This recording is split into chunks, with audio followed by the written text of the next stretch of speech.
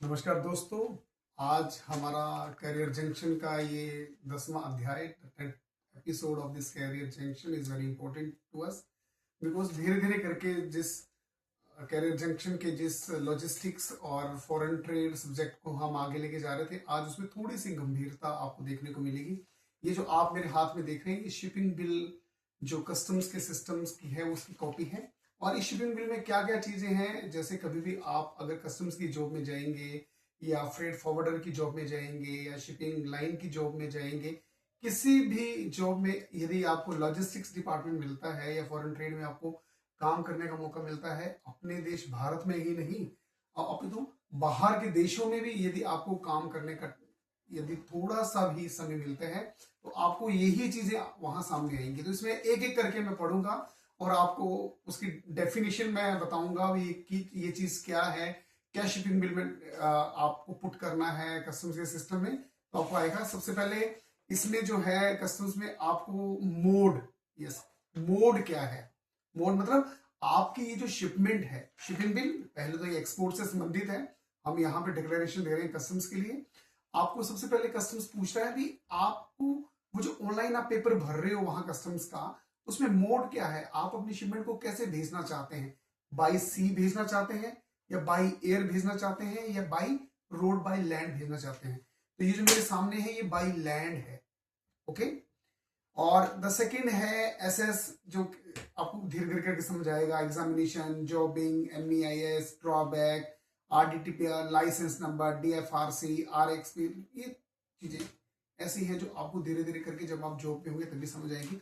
वैसी चीजें मैं आपको बताऊंगा जो आपको बिल्कुल अभी हमने पिछले अपने 9 एपिसोड में पूरी करी है। तो उसमें है पोर्ट कोड, यानी किस पोर्ट पे ले जाकर इस शिपमेंट को क्लियर किया जा रहा है कस्टमर के सामने, किस कब कहाँ और कैसे इंस्पेक्शन होगी। तो वो पोर्ट है आपका दादरी, यानी कि यूपी उत्तर प्रदेश का दादरी पोर्ट पे जाके ये शिपमेंट क्लियर होगी।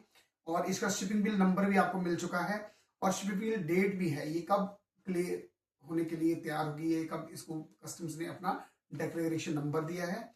इसके बाद आपको यहाँ पे शो करना होगा आईईसी नंबर। मैंने आपको सबसे पहले फर्स्ट और सेकेंड एपिसोड में बताया था IEC means importer exporter code.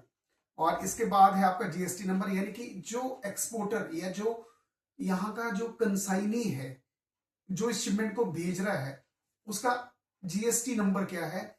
इसके बाद इसकी इनवाइस कितनी है, यानी ये जो शिपमेंट है इसमें कितनी इनवाइसेस का कार्गो जा रहा है। तो एक इनवाइस है, एक ही आइटम है और इसका ग्रोस वेट है 19,200 kgs, यानी कि एक ही आइटम है जिसका 19,200 किलो वेट है और इसमें 6 पैकेजेस हैं। मतलब जो शिपमेंट है वो 6 पैकेजेस के साथ 19,200 किलो का उसमें वेट है।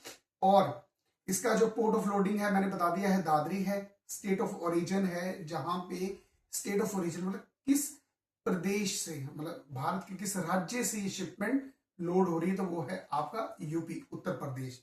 इसके साथ कंट्री ऑफ फाइनल डेस्टिनेशन, ये कहां जा रही है शिपमेंट, तो कंट्री ऑफ फाइनल डेस्टिनेशन है इसमें साउथ अफ्रीका। और फाइनल डेस्टिनेशन पोर्ट क्या है जहां पे ये शिपमेंट जाके उतरेगी, वो शिपमेंट पोर्ट है आपका डरबन। डरबन जाके ये शिपमेंट उतरेगी और कंसाइनी का नाम हम आपके सामने नहीं ले सकते, इसके साथ ही एक्सपोर्टर का नाम भी आपके सामने हम नहीं ले सकते। आगे मैं पढ़ता हूं, इसमें एडी कोड क्या है, जो शिपमेंट जा रही है जो एक्सपोर्टर है उसका ऑथराइजेशन कोड होता है, मैंने कहा था आपसे जो लेना बहुत जरूरी होता है। उसका कोड दिखाया गया है, उसका जीएसटी नंबर दिखाया गया है, उसका बैंक का अकाउंट नंबर दिखाया गया है और साथ में ये भी दिखाया गया है कि ये जितनी भी शिपमेंट ये आपकी शिप हो रही है इसमें एफओबी वैल्यू क्या है। एफओबी फ्रेट ऑन बोर्ड, यानी कि शिपमेंट में प्रोडक्ट की वैल्यू प्लस आपकी कैरेज की वैल्यू प्लस आपकी कैरियर की वैल्यू, आपकी पैकिंग करने की वैल्यू, वो कितनी है वो भी इसमें पूरी आपको दर्शाई गई है। और इसके साथ जो इसका बाकी का जो ये भाग हमारा बचता है इस शिपिंग बिल का, हम कल आपके साथ डिस्कस करेंगे। आप इसी तरह हमारे इस चैनल से जुड़े रहिए।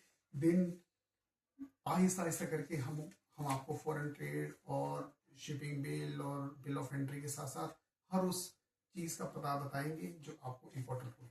Thank you, bye bye.